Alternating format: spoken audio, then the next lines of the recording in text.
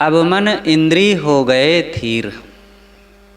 मन और इंद्रियां अब स्थिर हो गईं।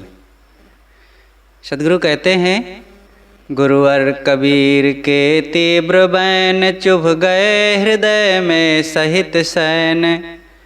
सब भोग रोग है हुई दृष्टि, निर्विषय शांति की हुई सृष्टि। परमोत्तम परमोधन स्वहीर, अब मन इंद्रिय हो गए थीर। नई जगत कामना रही लेस, निर्मल विराग उर घर प्रवेश। छूटा जग जड़ इंद्री कुदेश, रह गया शुद्ध पारक अशेष। जय दीन बंधु गुरुवर कबीर, अब मन इंद्री हो गए थीर। अब नित्य परख पारख समाधि, मिट गई सदा की आधि व्याधि। हो गया स्वप्न संसृत विराग, नित रमण मोक्ष पद पूर्ण काम। स्थगित हुई अब रहट भीर, मन इंद्रिय हो गए थीर। सदगुरु कहते हैं, गुरुवर कबीर के तीव्र बैन चुभ गए हृदय में सहित शयन। सदगुरु कबीर की तीव्र वाणी हमारे हृदय में पूरी सेना सहित प्रवेश कर गई। तीव्र वाणी क्या है? उनका जो तीव्र ज्ञान है, वह ज्ञान, जिस ज्ञान को पाकर के व्यक्ति के अंदर का सारा दुख समाप्त हो जाता है। वह ज्ञान जिसको प्राप्त करके मन इंद्रियां स्ववश होने लगती हैं, काम क्रोध लोभ मोह समाप्त हो जाते हैं, सारे भ्रम अंधविश्वास अज्ञान आसक्ति वो सब समाप्त हो जाते हैं। वो तीव्र ज्ञान है और वो सेना सहित हमारे अंदर में प्रवेश कर गई। सेना उसकी क्या है? दया क्षमा सत्यशील ज्ञान धैर्य विवेक विचार गुरु भक्ति अनासक्ति निर्मोहता प्रेम सत्य आनंद, ये सब जितने सद्गुण हैं, ये सब पूरी सेना है। और सदगुरु कबीर साहब के विचार मनुष्य को अंदर से मजबूत बनाने वाले हैं। तो साहब कहते हैं कि गुरुवर कबीर के तीव्र बैन, उनकी तीव्र वाणी, जिस वाणी को सुन करके अंदर की सारी वासनाएं समाप्त हो जाएं, जन्म मरण का प्रवाह समाप्त हो जाए, संसार के प्रति जो आसक्ति लगाव है खिंचाव है, जिसके कारण रात दिन हम शोकित पीड़ित अशांत बने रहते हैं, वो तीव्र बैन है। जो ज्ञान भरे विचार हैं वो अंदर में प्रवेश कर गए और अब सारा दुख समाप्त हो गया। सब भोग रोग हैं हुई दृष्टि। सारे भोग रोग हैं, और ये बात को अब हमने देख लिया है, जान लिया है। ये सदगुरु कबीर साहब के ज्ञान की दृष्टि से ही जानने में आया कि संसार के सारे भोग रोग हैं। भोग का रोग से गहरा संबंध है। जो भोगी होगा वो रोगी होगा ही। वो तन का रोगी होगा, मन का रोगी होगा। तो भोगों को त्यागने के लिए सदगुरु कबीर ने उपदेश दिया है। भोग क्या है? विषयों में मन को चलाते रहना। जो 5 विषय हैं, इसी में मन को डुबाए रखना, यही भोग है। भोगौ भोग भुक्ति जनि भूलहु, योग युक्ति तन साधौ हो। देह का निर्वाह भोग नहीं है। अनासक्ति पूर्वक उसका उपयोग करना भोग नहीं है, लेकिन उन्हीं निर्वाहिक चीजों में ही आसक्ति बना लेना, उसके लिए लगाव बना लेना, उसके बिना बेचैन हो जाना, थोड़ी सी असुविधा में हैरान हो जाना, हाय तौबा होने लगना, और मन उसी में छटपटाते रहना, उसी के बिना परेशान बने रहना, ये भी भोग है। अरे जैसा मिल जाए खा लो, पहन लो, रह लो, गुजारा कर लो। आसक्ति रहित जो कुछ हम उपयोग कर रहे हैं देह निर्वाह के लिए वो भोग नहीं है। लेकिन मिठाई तो नहीं, मिठाई के लिए ललचा रहे हैं, विषय वासनाओं के लिए तो नहीं ललचा रहे हैं, लेकिन मुझे ऐसी सुविधा मिल जाए, मुझे ऐसा सम्मान मिल जाए, मुझे मेरी बंदगी आके लोग क्यों नहीं कर रहे हैं, लोग मुझे नहीं समझ पा रहे हैं, यह भी भोग है। ये भोग अगर मन में है तो रोग है। मतलब जिन कारणों से शरीर में जैसे अगर अंदर में सुस्ती हरदम बनी ही रहती है तो रोग है, बड़ा रोग नहीं है लेकिन छोटा रोग है कुछ। हरदम कुछ दर्द बना रहता है, हरदम सर्दी जुकाम बुखार पेट दर्द कुछ है तो मानो रोग है कुछ, उसको ठीक करो भाई। तो शरीर की बात शरीर है, अब उसको कैसे कोई बड़ी सावधानी रखने के बाद प्रारब्ध जनित कुछ होती हैं तकलीफें, उसको सहना पड़ता है। लेकिन मन वाली बातें हमारी असावधानी का फल है, हमारी बेसमझी का फल है, हमारी गैर जिम्मेदारी का फल है। हमने अपने लिए जिम्मेदारी ही नहीं अपनाया, साधना की, बोध विचार की, ज्ञान भक्ति की, त्याग वैराग्य की जिम्मेदारी नहीं निभाया। और ये न निभाने के कारण ही मन रोगी बना रहता है, हरदम पुल पुल करता रहता है, इसकी शिकायत उसकी शिकायत, यहाँ किच किच करता रहा, उसके लिए दुखी रहा, उनको ऐसे सोचता रहा। तो ये मन का रोग ये भोग से ही होता है। और अब सद्गुरु कहते हैं कि हुई दृष्टि, मैंने ये सब रोगों को देख लिया कि ये भोग ही रोग हैं और कोई रोग है ही नहीं है अलग से। निर्विषय शांति की हुई सृष्टि। अब तो मेरे अंदर में सद्गुरु कबीर साहब की कृपा से ऐसी सृष्टि का सृजन हो गया कि जहाँ पर कोई विषय की बात ही नहीं है। निर्विषय शांति निर्विषय है, त्याग निर्विषय है, निष्कामता निर्विषय है, अंतर्मुखता निर्विषय है, स्वरूप चिंतन स्वरूप विचार निर्विषय है। और ये सब की मेरे अंदर में सृष्टि हो गई। ऐसे सद्गुणों का निरंतर मेरे अंदर उद्भव होता रहता है, प्रजनन होता रहता है। अब क्या सोचना, अब क्या दुखी होते रहना। परमोत्तम परमोधन स्वहीर, स्वहीर मेरा जो स्वस्वरूप है वो हीरा के समान है। और वो कैसा है? परम उत्तम। उत्तम ही केवल नहीं है, परम उत्तम, महान पवित्र है और अत्यंत सुंदर है, अत्यंत अच्छा है। और परमोधन सामान्य धन नहीं, परम धन है, धनों में महाधन है। मेरा स्वरूप, मेरी अपनी आत्म स्थिति। अब मन इंद्रिय हो गए थीर। सद्गुरु कबीर के वो बैन मिले, वो संकेत मिले और वो सेना मुझे प्राप्त हो गई, उनकी कृपा हुई, उनका वो उपदेश मिला। अब क्या करना है? मैं परम धन को पा गया, मैं परमोत्तम परम उपलब्धि परम शांति परमानंद को प्राप्त होकर के सुखी हो गया।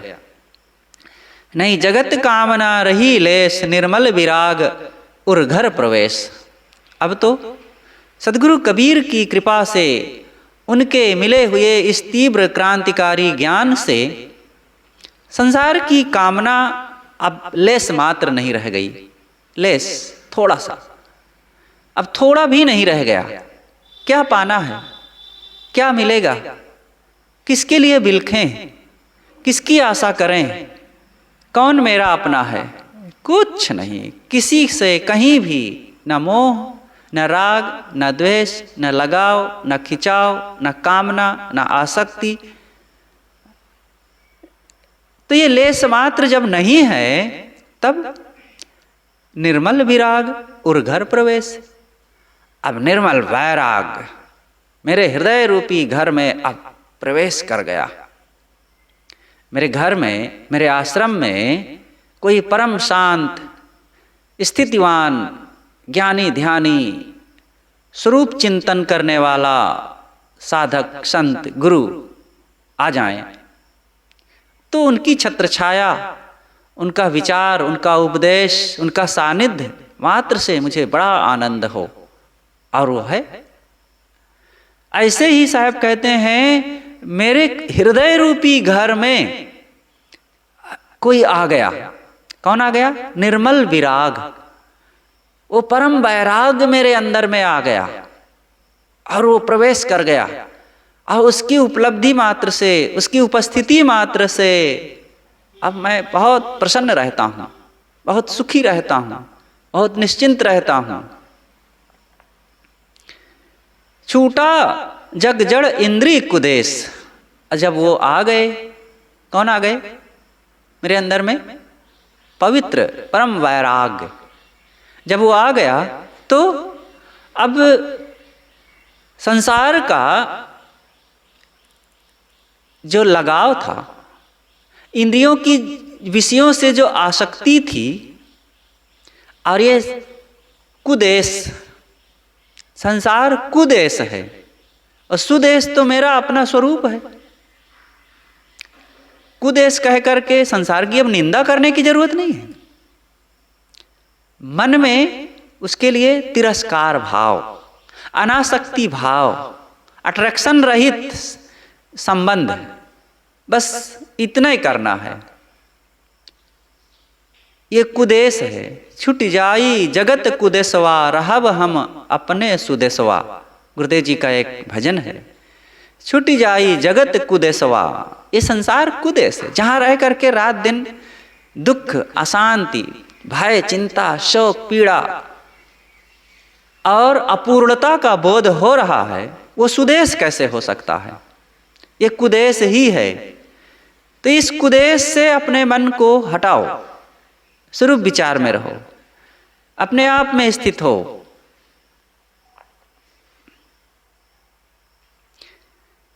रह गया शुद्ध पारख अशेष। अब तो जो मेरा अपना स्वरूप है वो परम पवित्र है और वो पारख स्वरूप है।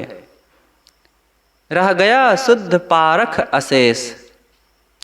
अब बाहर सभी विषयों को और इंद्रियों को, उनकी आसक्ति, विषयों के प्रति जो लगाव है, खिंचाव है, उस आसक्ति को त्याग करके रह गया शुद्ध पारख अशेष। अब जो पारख स्वरूप है, अब मेरे अपने आप में ठहराव है और कहीं किसी विषय के लिए कोई आसक्ति नहीं रह गई। जय दीन बंधु गुरुवर कबीर, अब मन इंद्रिय हो गए थीर। हे सदगुरु कबीर साहब, आप दीन दुखियों के सहारे हो। दीन बंधु, जो दीन हैं, लाचार हैं, असमर्थ हैं, जो अपने आप से बिछुड़े हुए हैं, उनके सहायक, उनके सहारे, उनके करुणा निधान सदगुरु कबीर साहब आप हैं। अब मन इंद्रिय हो गए थीर, आपका सानिध्य मिला, आपका ज्ञान मिला। अब मैं अपने मन तथा इंद्रियों को स्वश करके स्थिर हो गया। अब नित्य पारख परख समाधि, मिट गई सदा की आधि व्याधि। अब तो नित्य सब समय पारक समाधि में और अपने स्वरूप में विचरण करते हुए मैं शांत रहता हूँ। मिट गई सदा की आधि व्याधि। अब सदा की आधि और व्याधि, आधि का मतलब मानसिक रोग, मानसिक पीड़ा, और व्याधि का मतलब शारीरिक कष्ट। ये दोनों अब सदैव के लिए समाप्त हो गई। अब किसी के लिए कोई खिंचाव नहीं। हो गया स्वप्न संसृत विराम। स्वप्न संसृत विराम, संसृत कहते हैं ये संसार का प्रवाह, अब वो समाप्त हो गया। अभी तक संसार के रहट चक्र में हम घूम रहे थे। ऊपर से नीचे, नीचे से ऊपर, जैसे गाड़ी का चक्का चलता है, हरदम ऊपर से नीचे, नीचे से ऊपर चलता रहता है, ऐसे ही ये मन है और इंद्रियां हैं, ये विषयों की तरफ हरदम सुख भोगों के लिए ललचाता रहता है। यहाँ से सुख मिल जाए, वहाँ से सुख मिल जाए, ये संसृत चक्र है। मन का भोगों की तरफ रात दिन ललचाए रहना, इसको त्याग का संबल दे दो, त्याग की शक्ति दे दो, इसमें ऐसी कूक भर देना चाहिए कि इसकी धारा ही बदल जाए, अब स्वरूप की तरफ आकर्षण हो जाए। ये कूक नहीं भरेंगे तो अपने आप ऑटोमेटिक ये बन गया है, संसार के प्रवाह से अनादिकालीन भी है और इस जन्म से भी है। स्वरूप का चिंतन नहीं करेंगे तो संसार का चिंतन तो हो ही रहा है, जाने अनजाने में हो रहा है और जरूरत गैर जरूरत से हो रहा है, ये तो हो ही रहा है। देखो, ये प्रघटनन का कार्य स्वतः हो जाता है। पढ़ने के लिए, पास होने के लिए बड़ी मेहनत करना पड़ता है, कोचिंग लगाना पड़ता है और किसी विश्वविद्यालय में, कॉलेज में जाना पड़ता है। अब फेल होने के लिए कहाँ जाना पड़ेगा? कौन सी कोचिंग लगाना पड़ेगा फेल होने के लिए? बिना कोचिंग लगाए ही फेल हो जाएंगे। स्वस्थ होने के लिए अच्छी अच्छी चीजें खाना पड़ेगा, एक्सरसाइज करना पड़ेगा, प्राणायाम करना पड़ेगा, घूमना टहलना पड़ेगा।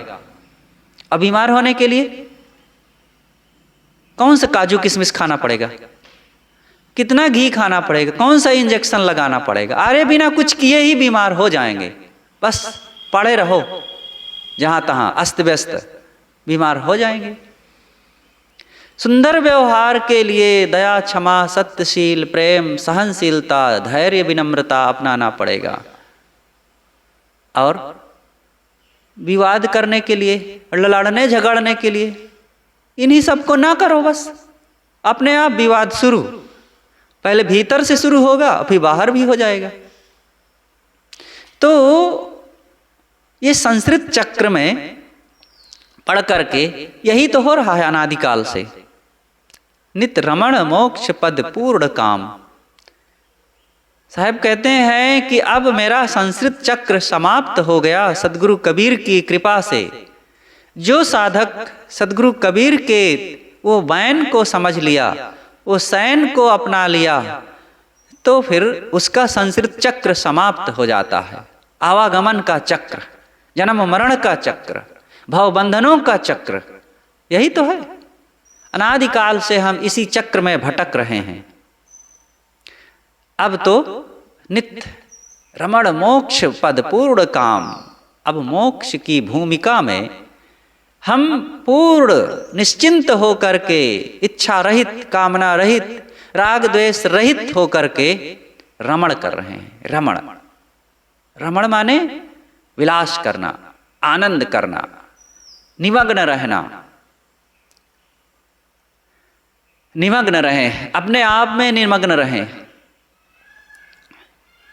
जो अपने आप में निमग्न रहेगा वही सुखी रहेगा, और जो विषयों में निमग्न होगा, मग्न निमग्न, मगन हो जाना, सरल में कहें तो मग्न रहना, निमग्न और गहराई से उसी में डूब जाना। तो अब मोक्ष पद में हम निमग्न रहते हैं, अपने स्वरूप में निमग्न रहते हैं। स्थगित हुई अब रहंट भीर, अब मन इंद्रिय हो गए थीर। अब रहंट भीर, जो इच्छाओं कामनाओं का चक्र चल रहा था और जिससे हमारा भावबंधन पुष्ट हो रहा था, जिससे संकट और कष्ट बराबर आ रहे थे, वो अब स्थगित हो गई, शांत हो गई, ठहर गई, रुक गई। भीर, भीर माने होता है संकट, कष्ट, और दूसरा भीड़, भीड़ के लिए भी प्रयोग कर दिया जाता है। भीड़, लोगों की भीड़, क्राउड। तो अब वो रुक गई, स्थिर हो गई। अब समाप्त हो गई भीतर से, जो अंदर में इच्छाओं, कामनाओं की, वासनाओं की, सांसारिकता की, क्लेश कलह की, कुचिंतन की भीड़ चल रही थी, अथवा जिन विकारों के द्वारा भावबंधन पुष्ट हो रहा था, अंदर में वासना बन बन करके जन्म मरण में हम भटक रहे थे, अब स्थगित हो गई। वो सब अब रुक गया। ये सब आज सद्गुरु की कृपा से हुआ है। सद्गुरु कबीर ने वो विचार दिया, वो सिद्धांत दिया, और मेरे गुरुदेव ने मुझ तक पहुंचा करके, कृपा करके मुझे वो दिया, और मेरे हृदय में अब वो सारी सेना समा गई, प्रवेश कर गई, और अब मैं सुखी हो गया, आत्मसंतुष्ट हो गया। जीवन का वो परम फल अब मिल गया।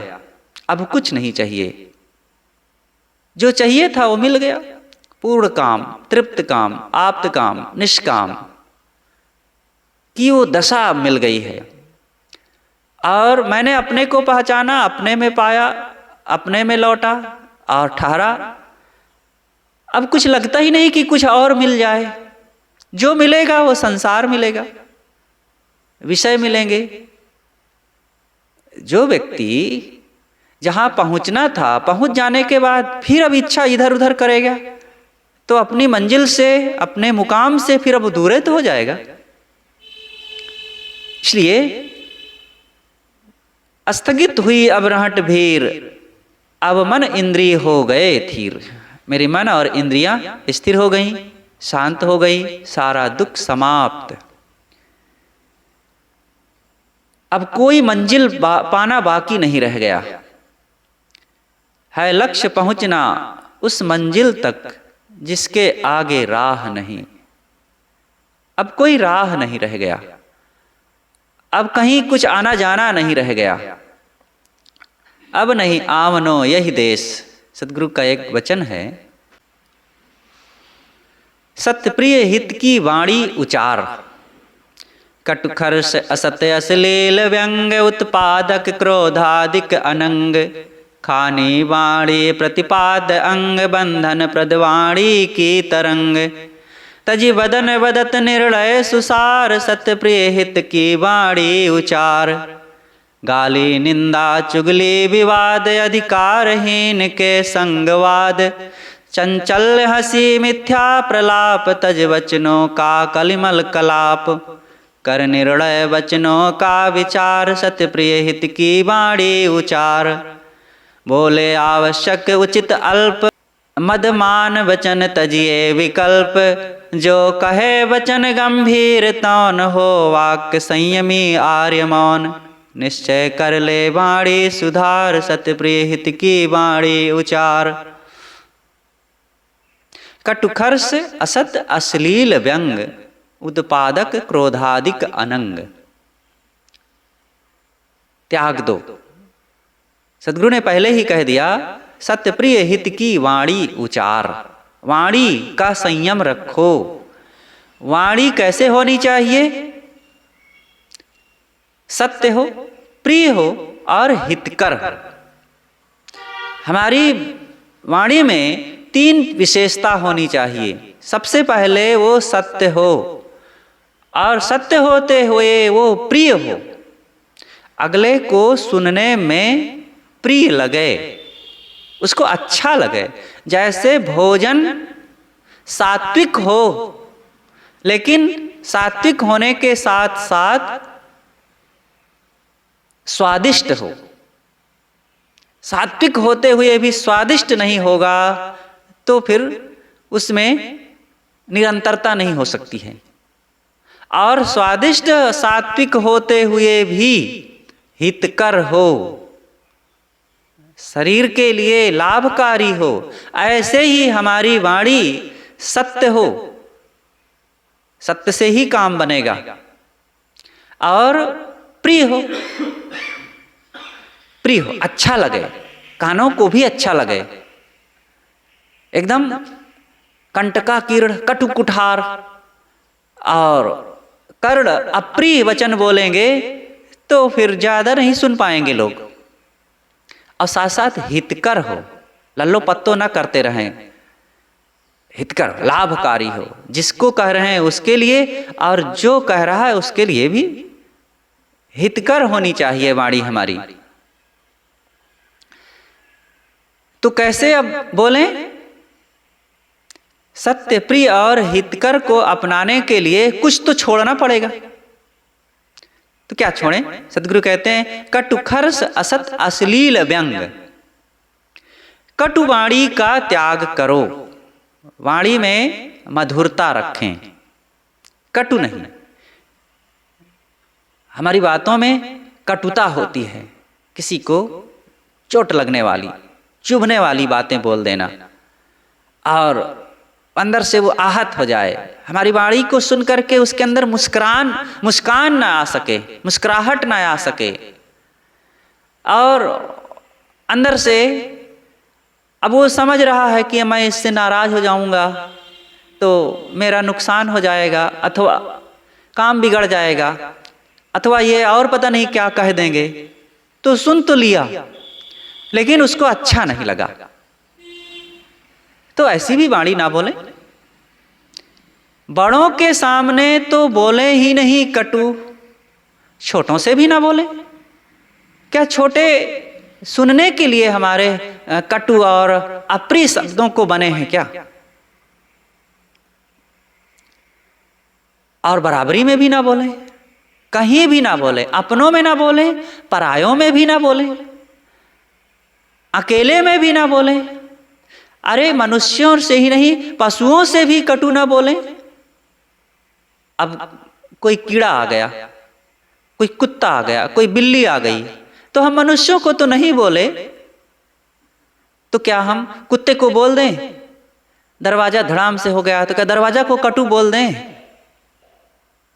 नहीं, किसी को ना बोलें, हमारी जुबान से ही ना निकले। अरे यहां तक कि हमारी भावनाओं से भी ना निकले तो कटु ना बोले। खर्स, खर्स का मतलब अनसुहाता, कि कहते हैं ना खरसुल खरसुल लागत, खरसुल भोजन खरसुल हो जाए। अगर भोजन जल जाए, खीर जल जाए तो कैसे लगेगा? रोटी जली हुई हो, सब्जी जल जाए तो कैसे लगेगा? खरसुल लगेगा। ऐसे ही वाणी खरसुल खरसुल ना बोलो, मतलब खर्स ना बोलो, अनसुहाती अप्रिय ना बोलो। और असत, असत का मतलब जो कल्याणकारी ना हो, जो सत्य ना हो, तो असत वाणी का उपयोग ना करो। अश्लील, अश्लील का अर्थ होता है जिन वाणियों को सुन करके हमारे मन तथा इंद्रियों में उत्तेजना आ जाए, विकार आ जाए, तो वो अश्लील है। तो ऐसी वाणी भी ना बोलो। चंचलता आ जाए, विषय वासनाओं के लिए मन में आकर्षण उत्पन्न होने लग जाए, तो ऐसी अश्लील वाणी ना बोलो। व्यंग ना बोलो। व्यंग, व्यंग का मतलब होता है कि ऐसा बोल देना अंदर से कि चोट लग जाए और अंदर से हम हिल जाएं, अचानक हमको दुख हो जाए, तो ये व्यंग है। उल्टा बोल देना, मजाक कर देना। तो उत्पादक क्रोधाधिक अनंग, ऐसे वाणी को मत बोलो कि जिससे क्रोध उत्पन्न हो जाए अगले व्यक्ति को। और अनंग, अनंग कहते हैं काम वासना को, कि अंदर से वासना उत्पन्न होने लग जाए, ऐसी वाणी ना बोलो।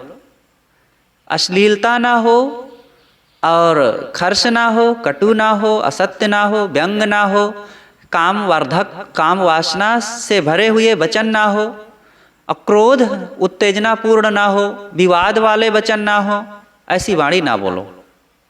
खानी वाणी प्रतिपाद्य अंग, खानी और वाणी, ऐसी वाणी ना बोलो कि जिससे हमारे मन में खानी मतलब दृश्यों के लिए मन में आकर्षण उत्पन्न हो जाए, आसक्ति हो जाए। और वाणी जाल किसे कहेंगे? वाणी जाल का मतलब कहीं सूक्ष्म आसक्ति, विषयों की आसक्ति, अथवा मान सम्मान, पद अधिकार के लिए ललचाए रखना, भ्रम जनित बातें को बोलना, ये वाणी जाल है। ऐसी बातें ना बोलो। भूत प्रेत का भ्रम आ जाए किसी के मन में, स्वर्ग नरक, देवी देवता, भगवान भवानी आदि अंधविश्वासों के लिए किसी का मन भटक जाए, ऐसी वचन बोल दिए। अब वो बेचारे को हम उलझा दिए अज्ञान में, अंधविश्वास में, विषयासक्ति में। ऐसी वाणी मत बोलो। खानी वाणी प्रतिपाद्य अंग, जिससे खानी जाल अथवा वाणी जाल का प्रतिपादन हो जाए। प्रतिपाद्य का मतलब पुष्टिकरण। अमुक विषय का पुष्टिकरण करने का मतलब होता है अमुक विषय का प्रतिपादन करना। जैसे मैं यहाँ पर क्या प्रतिपादन कर रहा हूँ?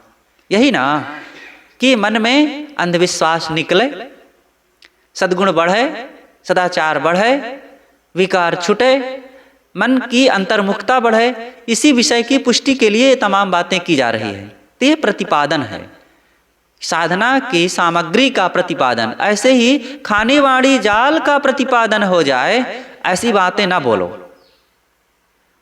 बंधन प्रद वाणी की तरंग, और ऐसी वाणी ना बोलो कि जिससे बंधन मन में उत्पन्न हो जाए, उलझन उत्पन्न हो जाए, विकार उत्पन्न हो जाए, कहीं किसी विषय के लिए आसक्ति मन में बनने लग जाए। एक तो वैसे ही सब भटके हुए हैं, सबका मन रागी है, और हम उसी राग को बढ़ाने के लिए और कुछ वचन बोल रहे हो। है बिगड़ायल और का बिगड़ो ना ही बिगारो, घाव का ही पर घालो, जित देखो तित प्राण हमारो।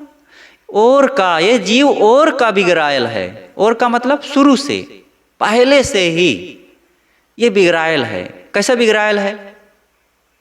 ये रागी है, भोगी है, लोभी है, मोही है, देहाध्यासी है, जड़ाध्यासी, विषयाध्यासी है, शुरू से है। और क्रोध, लोभ, मोह, अहंकार, वासना भरी ही है, पहले से बिगड़ा है। अब ऐसे वचन बोल करके फिर हम उसी तरफ उसको भटका रहे हैं। संसार में यही हो रहा है। सब एक दूसरे के बंधनों का पुष्टिकरण कर रहे हैं। जैसे थोड़ा सा होश संभाले, मोह का पाठ, क्रोध का पाठ, लोभ का पाठ, वासना, काम वासना का पाठ, सब एक दूसरे के चित्त में मजबूत कर रहे हैं। विषय जहर चढ़ा रहे हैं, ये विषयों का नशा चढ़ा रहे हैं सब एक दूसरे को।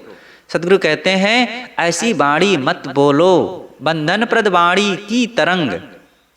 ये तरंग मत घोलो।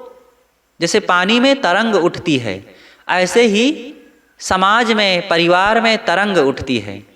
कोई व्यक्ति बोल दिया क्रोध की बात, विषय उत्तेजक बात, लोभ मोह की बात, एक बोला और उसकी तरंग उठी, बहुतों के अंदर में वो झनकार पहुंच रही है।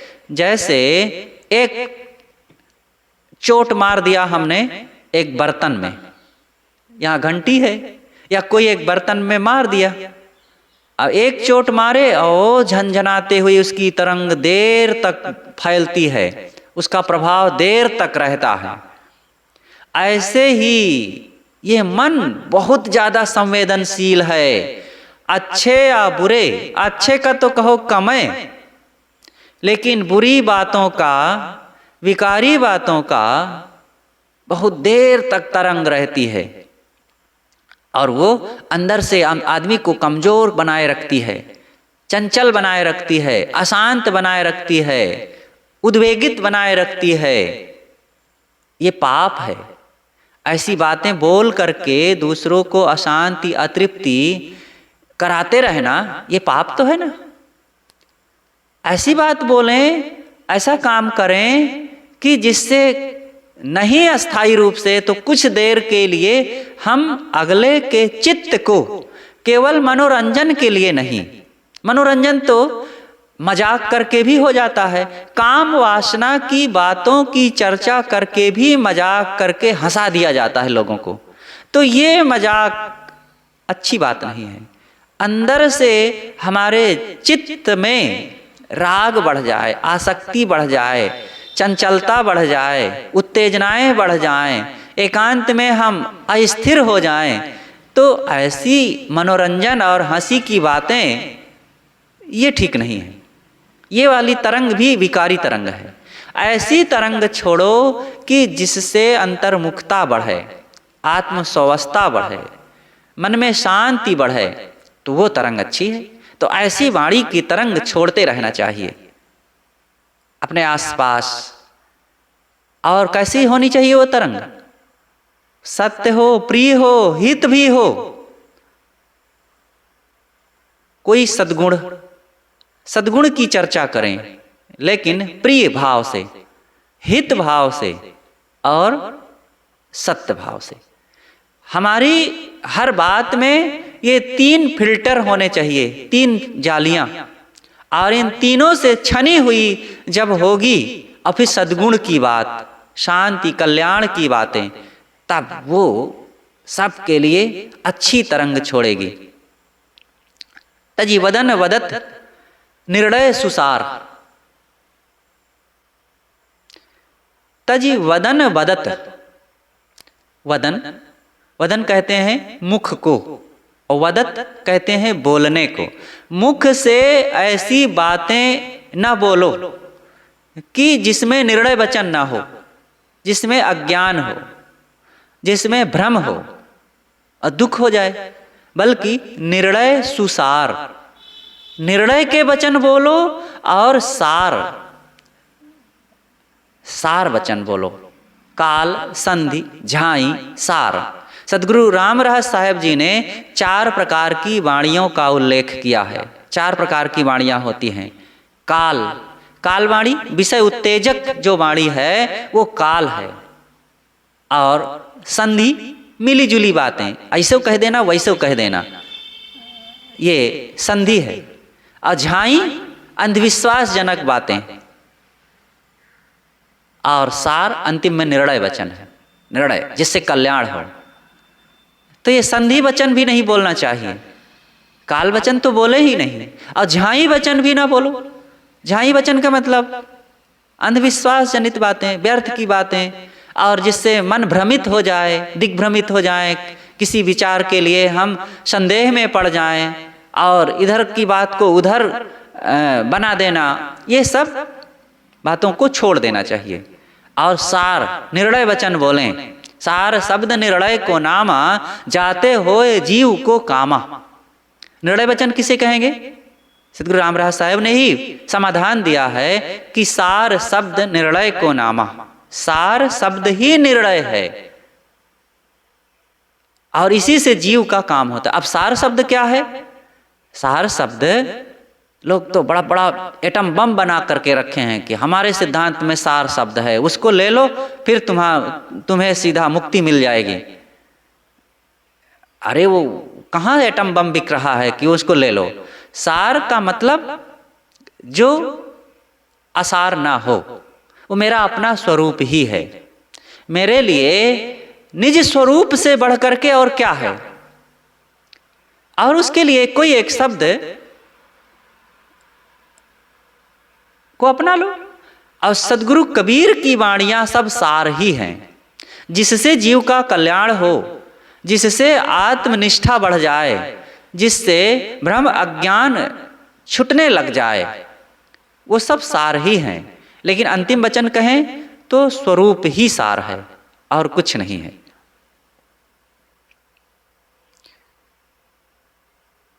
तो तजी वदन वदत निर्णय सुसार, सत्य प्रिय हित की वाणी उच्चार। तो सत्य प्रिय और हितकर वाणी का उच्चारण करो। गाली निंदा चुगली विवाद, अधिकारहीन के संगवाद। गाली निंदा चुगली तथा विवाद के वचन ना बोलो। गाली, गाली का मतलब जुबान से अप्रिय वचन बोलना। आज लोगों की ऐसी मानसिकता हो गई है कि मुख से टट्टी पेशाब त्याग करने के अंगों का हरदम जाप करते रहना। सोचो, ये मुख है, मुख से ज्ञान के उच्चारण निकलना चाहिए, लेकिन नहीं, ज्ञान ना निकल करके मलमूत्र तो नहीं निकलता है, लेकिन मलमूत्र के भाव निकलते रहते हैं। सोचो हमारा मुख क्या हो गया है। ये तो जैसे मलमूत्र का द्वार, वैसे हमारा वाणी मुख हो गया है। वैसा अपने मुख को हम क्या बनाना चाहते हैं? नीचे के द्वार जो मलमूत्र के द्वार हैं, वहां से तो ये आशा नहीं की जा सकती है कि सुगंधी चीज, पवित्र चीज कोई निकले। मुख से तो आशा करनी चाहिए ना कि अमुक का मुख है, वहां से पवित्र भाव निकलेगा, पवित्र वचन निकलेगा, निर्णय के वचन निकलेंगे, कल्याण के वचन निकलेंगे, प्रेम के वचन निकलेंगे, और जिससे अगले को सुख मिले ऐसे वचन निकलेंगे। ऐसी तो आशा की जाती है। लेकिन ना, ऐसे ना निकल करके वो मलमूत्र जैसे निकल रहा है, गंदी चीजें, उससे भी गंदी चीजें, कि जिससे आदमी को दुख हो जाए। तो सोचो उसका अंतःकरण कैसा होगा। तो गाली ना बोलो और निंदा के वचन ना बोलो। निंदा का मतलब कि किसी के बारे में उल्टी सुल्टी बातें कहते रहना, ये निंदा है। निंदा मत करो। हाँ, अपनी निंदा से घबराओ नहीं, लेकिन दूसरे की निंदा मत करो। निंदक सुअर की भांति होता है, वो हरदम दूसरे की गंदगी को दूसरे के सामने परोसता रहता है।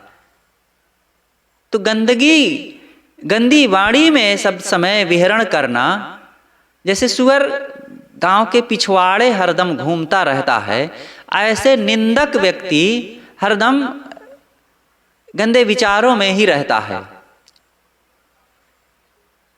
तो निंदा ना करो। और चुगली करना, चुगली ना करें। और चुगली का मतलब इधर की उधर बात लगाते रहना, हरदम इनकी बात उनकी, उनकी बात इनकी कहते रहना, ये चुगली है। तो चुगली के वचन ना बोलो। और विवाद ना करें। मिथ्या प्रलाप, अनावश्यक बातों का बतंगड़ इधर उधर करते रहना, तो विवाद मत करो। अधिकारहीन के संगवाद, जो व्यक्ति अधिकारी नहीं है निर्णय वचनों के, कल्याण के वचनों के, अथवा जो मेरे बातों को समझता नहीं है, जो मेरे विचारों का योग्य पात्र नहीं है, उसके सामने जाकर के बहुत वाद करना ठीक नहीं है। बातें करना, अब वो समझता नहीं है, उसको रुचि नहीं है, उसको मेरी बातों से प्रेम नहीं है और अपात्र व्यक्ति है, तो उसको क्या सुनाते फिरना। जैसी गोली गुमच की नीच परी ठहराए, तैसा हृदय मूर्ख का शब्द नहीं ठहराए। तो जहां पर निर्णय वचन सुनने के लिए किसी के मन में प्रेम ही नहीं है, फिर उसको क्या सुनाते फिरना।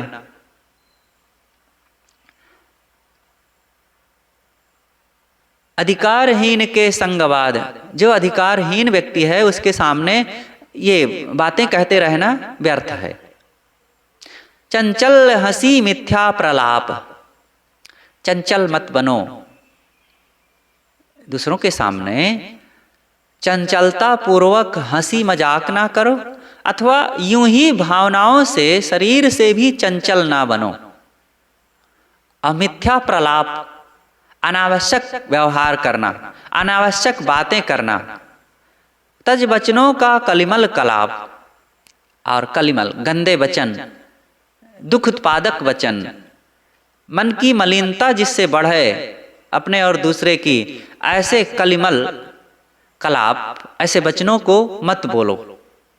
ऐसा बोल करके मन खराब होगा, वातावरण खराब होगा, संस्कार खराब होंगे, संबंध खराब होंगे। तो क्या फायदा इससे। जैसे कि हमारे घर में, हमारे कमरे में कोई थोड़ा सा गोबर बिखेर जाए, तो इतने मात्र से बीमार होके मर थोड़े जाएंगे हम। लेकिन गोबर का बिखरे रहना कितनी बुरी बात है ना। ऐसे हमारे अंतःकरण में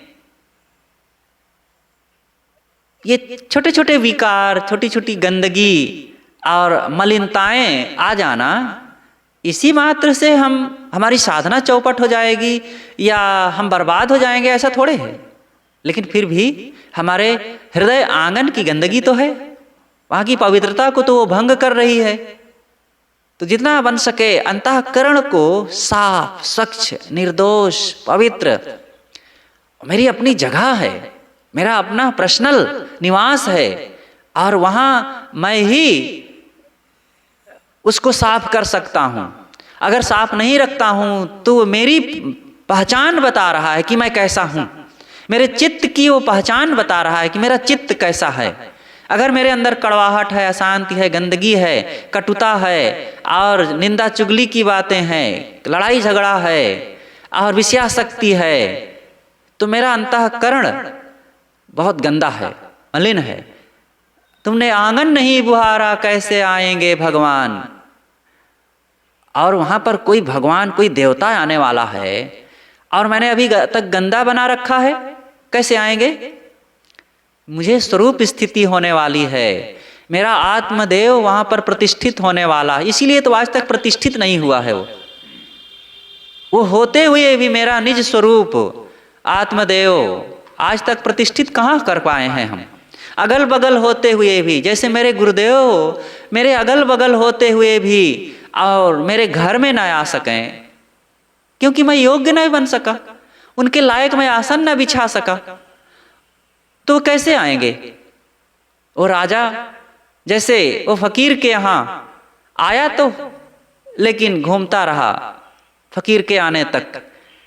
फकीर की देवी जी आग्रह करती रही कि आप बैठ जाइए, पधारिए, आइए, लेकिन नहीं बैठे क्योंकि उसके योग्य जगह नहीं थी। ऐसे ही हमारा आत्मदेव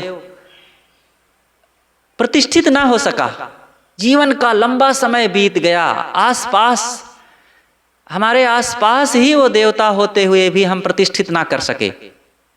अंगा निरखत निस्दिन जाई, निरखत नयन रहे रतनाई, निमिष एक जो निरखे पावे, ताही निमिष में नयन छिपावे। सदगुरु कहते हैं ज्ञान चौतीसा में अंगा अक्षर के उपदेश माध्यम से उपदेश करते हुए कि अंगा निरखत निस्दिन जाई, निरखत नयन रहे रतनाई। उस लक्ष्य को, उस परम देवता को बुलाने के लिए हम देखते रहे, उसका रास्ता देखते रहे, निरख रहे हैं, देख रहे हैं कब आ रहा, कब आ रहा। निस्दिन जाई, मेरे सारे दिन बीत रहे हैं उसके इंतजार में, और उसको देखते देखते, उसका रास्ता देखते देखते आंखें लाल हो गईं। निरखत नयन रहे रत्नाई, मेरी आंखें रक्त वर्ण की हो गई हैं।